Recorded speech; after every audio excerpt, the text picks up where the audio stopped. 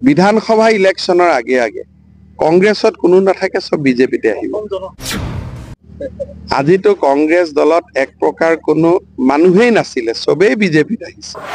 কংগ্ৰেছৰ পৰা বিজেপিলৈ যেতিয়া দৰ্জনে দৰ্জনে নেতা আহে, তেতিয়া আপোনালোকে এইটো আলোচনা নকৰে। ঐতিহ্যমণ্ডিত জোঙাল বলহু গড়ক বা গোটেই যিটো ঐতিহ্য ক্ষেত্ৰ আছে তাক সুন্দৰকৈ সজাই পৰাই তোলাৰ বাবে অসম চৰকাৰে পৰ্যটন বিভাগৰ জৰিয়তে প্ৰায় 50 কোটি টকা খৰচ কৰি এখন আঁচনি হাতত লৈছিলে।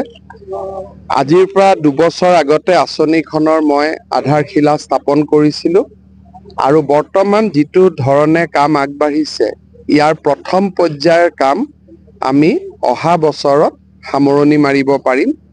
আজি মই কামখিনি এবাৰ চালো নিজে। ইয়াত আমাৰ তিৱা কাউন্সিলৰ নেতৃবৃন্দ উপস্থিত আছিল, স্থানীয় বিধায়কসকলো উপস্থিত আছিল।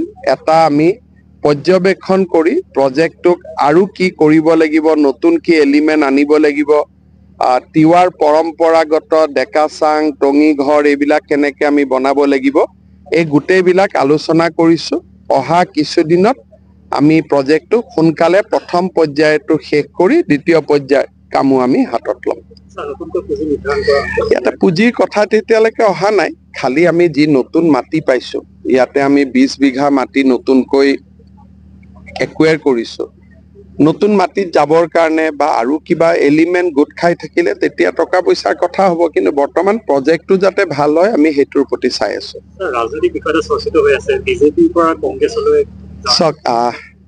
কংগ্ৰেছৰ পৰা বিজেপিলৈ যেতিয়া দৰ্জনে দৰ্জনে নেতা আহে, তেতিয়া আপোনালোকে এইটো আলোচনা নকৰে। গতিকে আলোচনাটো সমান হ'ব লাগিব নে নাই? আজিতো কংগ্ৰেছ দলত এক প্ৰকাৰ কোনো মানুহেই নাছিলে, সবেই বিজেপিত আহিছে। সেইটো আলোচনা হ'ব লাগিব।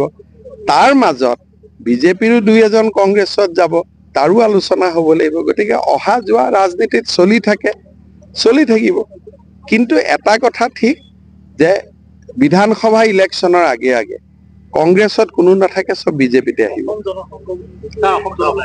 অসম জনসংঘ হ'ব পাৰে, আমি শুভেচ্ছা জনাব লাগে। হিন্দুৰ স্বাৰ্থ সুৰক্ষিত কৰা যিমান ৰাজনৈতিক দল হয় তাক আমি আদৰণি জনাব লাগে। গতিকে অসম জনসংঘ যদি হয়, মই শুভেচ্ছা জনাইছো। কাৰণ যদি হিন্দুৰ স্বাৰ্থ, অসমীয়া খিলঞ্জীয়া লোকৰ স্বাৰ্থ সুৰক্ষিত কৰিব পৰা যিমান ৰাজনৈতিক দল সংগঠন হয়, সিমানেই জাতিটোৰ বাবে ভাল খবৰ। গতিকে তাক আমি আদৰণি জনাব লাগে।